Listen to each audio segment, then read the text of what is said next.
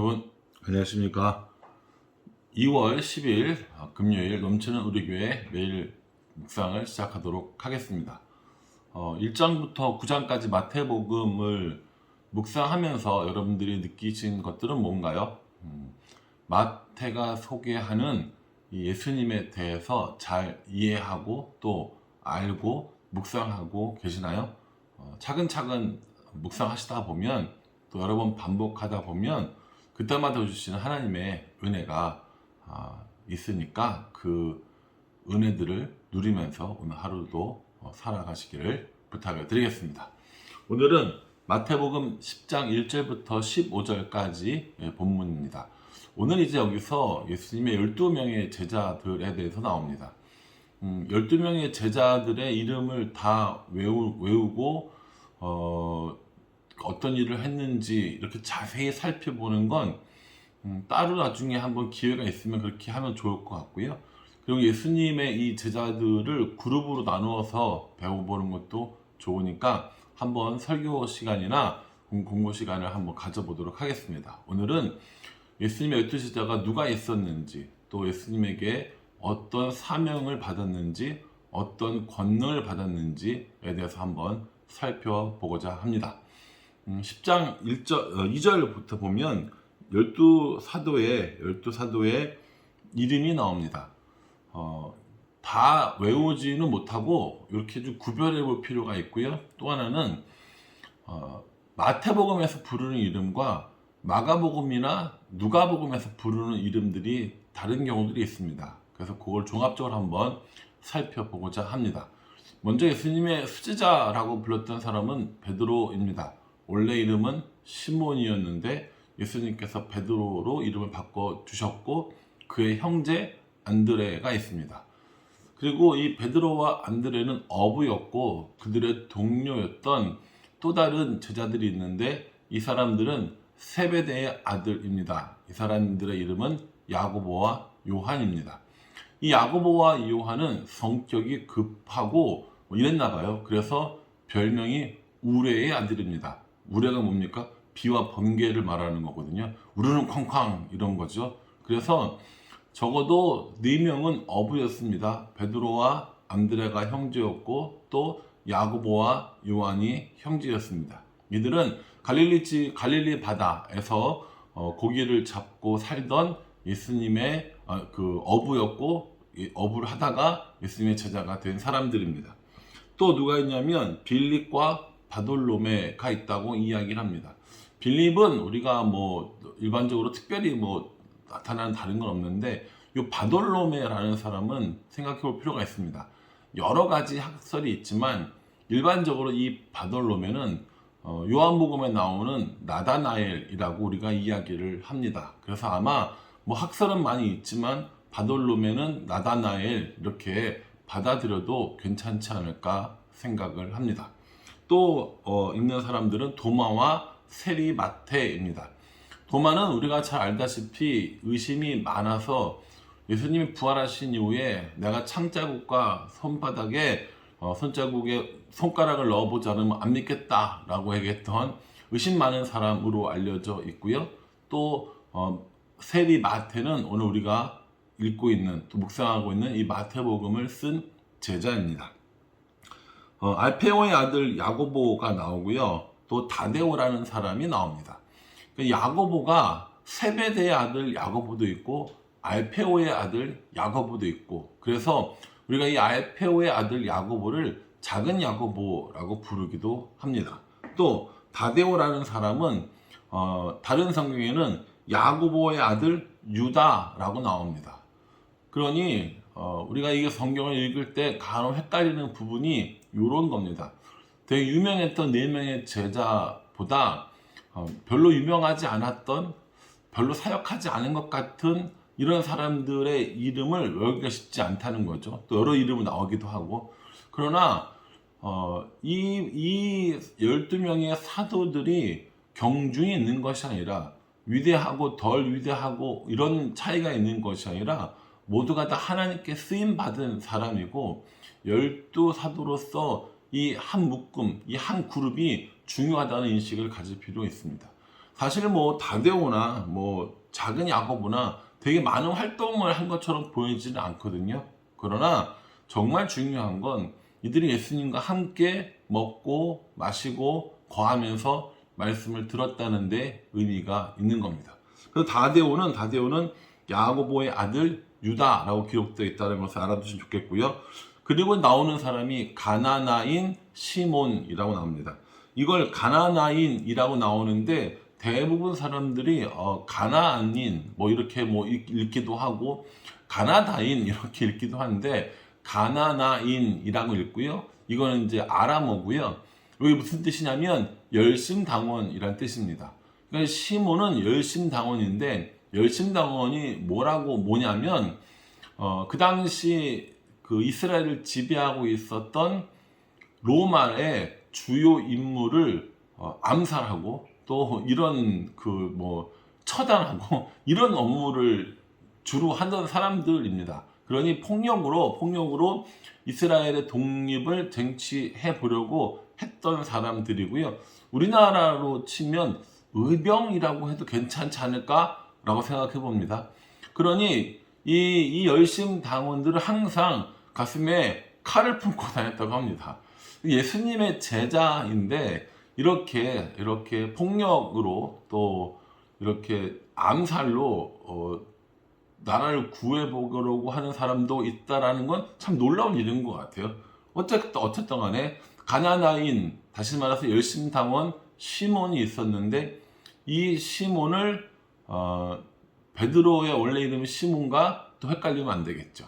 그리고 마지막 사람은 가룟 유다입니다. 가룟 유다는 저희가 얼마 전에 한번 살펴보았죠. 그래서 이 유다라는 이름 자체가 굉장히 흔한 이름이기도 했기 때문에 그 사람이 거주하는 곳, 그 사람의 출생지 혹은 출신을 더해서 가룟이라는 말을 붙였다고 우리가 한번 살펴보았습니다. 이렇게 12명의 제자들이 있는 겁니다. 그래서 여러분들 이걸 오늘 마태복음 나와 있는 것처럼 그렇게 묶어서 외우시면 훨씬 도움이 되지 않을까 싶습니다. 다시 한번 해볼게요. 베드로와 그의 형제 안드레, 그리고 야고보와 요한이 있었고요. 빌립과 바돌로메가 있었습니다. 바돌로메는 나다나엘이라고 얘기했습니다.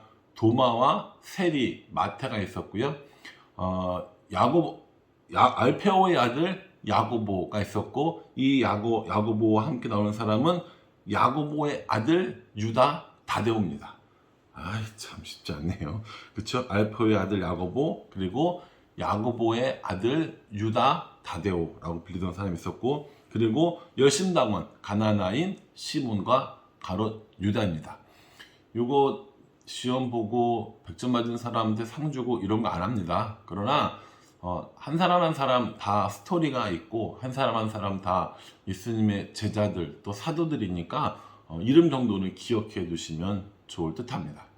이렇게 예수님께서 12명의 제자들을 부르시고 그들에게 명령을 내리신 것이 6절부터 15절까지 나오는 말씀입니다. 뭐라고 말씀하시냐면은 이렇게 말씀하십니다. 이스라엘 집에 잃어버린 양에게로 가라. 6절인 거죠. 어디를 가지 말라고 그랬냐면 이방인의 길로도 가지 말고 사마리아인의 고래도 들어가지 말고 이스라엘의 잃어버린 양에게로 가라 라고 말씀하십니다. 예수님께서 이 말씀으로 이방인도 또 사마리아에게 복음을 전하지 말아라가 아니라 지금은 이스라엘에게 가야 할 때다 라고 말씀하고 계시는 겁니다. 그래서 이스라엘 사람들에게 먼저 복음이 증거되도록 이야기하셨고요. 그 다음에 7절에 보면은 가는 길에 전파하여서 천국이 가까웠다 라고 이렇게 외치도록 말씀해 주셨습니다. 8절 말씀에 보면 고치며 살리며 깨끗하게 하며 쫓아내라 라고 말씀해 주셨습니다. 여러분 어디서 많이 보신 것 같지 않습니까? 어제 본문에 예수님께서 어떤 일을 하셨는지 3대 사역을 얘기했어요. 가르치고 전파하고 고치시고. 근데 오늘 예수님께서 똑같이 제자들에게 또 말씀해 주고 계시지 않습니까? 고치고 살리고 깨끗하게 하며 쫓아내라 라고 말씀하십니다. 거기다가 덧붙여서 예수님께서는 너희가 이런 능력들을 거저받았기 때문에 거저주는 것이 맞다 라고 이렇게 말씀해 주십니다. 우리 때로 이런 것들을 하고 이것을 자신들의 돈벌이로 삼으려는 사람들을 만날 때가 가끔 한 번씩 있습니다. 그런 능력이 있는 것이 돈벌이의 수단이 되어서는 안 되고, 그런 능력을 가지고 하나님께 영광 돌리며 사는 겁니다. 그래서 그 능력들을 계속해서 유지하고, 그 능력들을 자신을 위한, 자신의 이익을 위한 수단으로 쓰지 않고 하나님의 영광을 위해서, 복음 전파를 위해서 쓰는 게 참 쉽지 않은 모양입니다. 예전에는 참 그런 사람들도 많이 있었거든요. 뭐 누구누구 권사, 누구누구 목사 뭐 이러면서 치유와 권능의 뭐 사자 뭐 이런 거 많이 있었는데, 지금은 참 그런 게 많이 없어진 것 같습니다. 하나님의 능력이 없어져서 그럴까요? 아니요. 저는 그런 능력들을 올바로 쓰지 않은 사람들 때문이라고 생각을 합니다. 저도 이런 능력이 있기를 구합니다. 저도 병 고치는 은사, 귀신을 내어쫓는 은사, 이런 것들을 사모하며 기도합니다. 하나님께서 그런 능력을 주시기를 원합니다. 그 능력 가지고 뭐 할 건가 라고 물어본다면, 제 마음속에 아직도 나를 위한 것이 남아있나? 라는 생각을 스스로 점검해 봅니다. 나를 위함이 아니라 성도들을 국률이 여기고, 하나님의 영광을 돌리는 마음을 가지게 될 때 온전히 그렇게 하나님의 능력이 나타나게 되지 않을까라고 생각하면서 오늘도 여전히 그런 능력을 구하며 살고 있습니다. 뿐만 아니라 일꾼으로서 너희들에게 필요한 모든 것들은 다 준비되어져 있으니, 9절에 보면 너희 전대에 금이나 은이나 동을 가지지 말고 여행을 위하여 배낭이나 두보롯이나 신이나 지팡이를 가지고 가지 말라라고 이렇게 얘기하십니다. 아무것도 가지지 말고 몸만 가라. 나머지는 너희를 위해서 다 준비되어져 있다. 일꾼이 자기의 필요를 받는 것이 마땅하다. 이렇게 말씀해 주십니다. 어디로 갈지 고민하지 말아라 라고 말씀해 주시면서, 어디든 그 동네에 들어가서 거할 곳을 찾고 그곳을 위해서 평안을 빌고, 그렇지 않은 곳에서는 먼지를 다 털어버리고 나와라. 그곳은 그 집은 심판 때에 소돔과 고모라보다 더 극심한 어려움을 겪을 것이다 라고 이야기하십니다. 이 얘기의 핵심은요, 예수님이 주신 사명을 이루려고 할 때 그것이 돈벌이로 전락하는 일이 없게 하시는 거고요. 무엇을 먹을까, 무엇을 마실까, 무엇을 입을까에 대한 염려가 아니라 하나님 나라와 그 일을 먼저 구하는 삶을 우리에게 말씀해 주고 계시는 겁니다. 예수님은 손가락으로 달을 가르치면서 저 달을 봐 라고 하고 있는데, 우리는 가르치는 달이 아니라 손가락을 보고 있는지도 모릅니다. 예수님께서는 우리에게 가르치시고 전파하시고 뿐만 아니라 고치시는 이러한 삶을, 이러한 사명을 말씀해 주셨는데, 금과 은과 동, 전대를 가지고 하지 마. 먹을 거, 마실 거, 입을 거 다 준비되어 있어. 이 부분만 우리들의 눈에 들어온다면 그건 잘못된 적용이라고 볼 수 있다는 겁니다. 오늘 예수님께서 12명의 제자를 부르십니다. 사명을 주십니다. 그리고 그들에게 또 뭘 주시냐면 권능을 주십니다. 오늘 10장 1절 말씀에 보면 이렇게 말씀하십니다. 예수께서 그의 12제자를 부르사 더러운 귀신을 쫓아내며 모든 병과 모든 약한 것들을 고치시는 권능을 주시니라. 예수님께서 제자들을 파송하실 때, 복음을 증거하고 가르치고 고치려고 가실 때에, 갈 때에 아무것도 없이 그냥 가라고 하지 않으시고요, 권능을 주셨다는 겁니다. 그러니 여러분, 저와 여러분들은 권능을 구해야 합니다. 자신의 유익을 위한 권능이 아니라 영혼을 불쌍히 여기는 마음으로 권능을 구하고, 하나님께 영광 돌리는 마음으로 권능을 구하는 것이 중요합니다. 오늘날 예수님 똑같이 우리들을 부르시고 우리들을 제자로 삼아주시고 우리들에게 그 권능을 가지고 예수님이 주신 명령을 수행하며 살도록 요구하십니다. 사랑하는 성도 여러분, 오늘 여러분들과 함께 묵상해 볼 것은 우리가 이렇게 제자로 부름받은지 그것을 인식하고 살아가고 있는가, 나는 제자로서의 삶을 살아가고 있는가, 이걸 한번 스스로 물어보는 시간이 되었으면 좋겠습니다.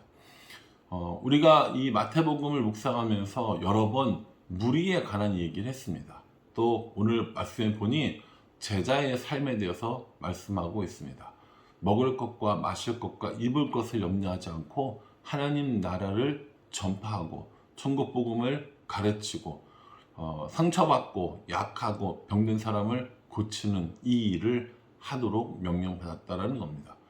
그러니 참 마태는 참 일목요연하게 꾸준하게 우리한테 주는 메시지가 있는 것 같습니다.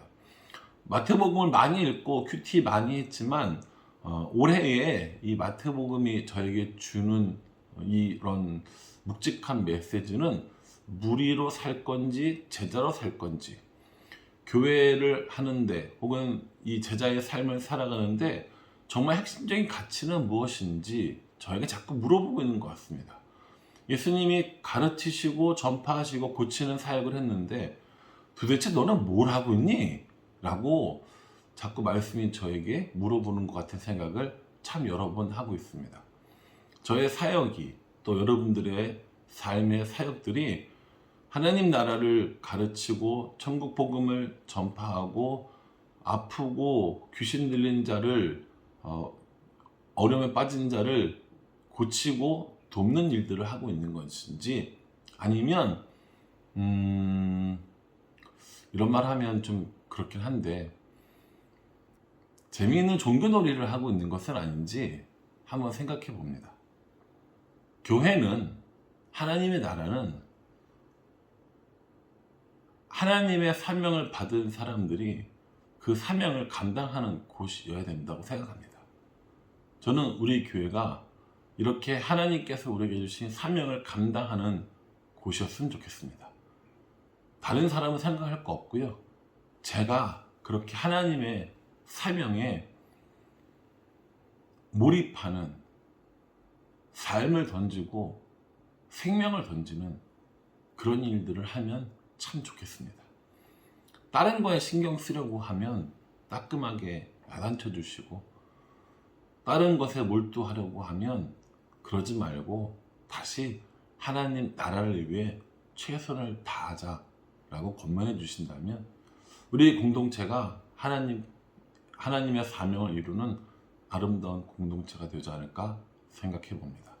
오늘 예수님께서 제자들을 부르신, 그리고 그들에게 사명을 주시고 권능을 주신 말씀을 기억하면서 저도 다시 제자의 삶을 되새기고 하나님께서 내게 주신 사명과 또 어떤 권능을 구해야 하는지 명심하겠다고 이렇게 묵상해 봅니다.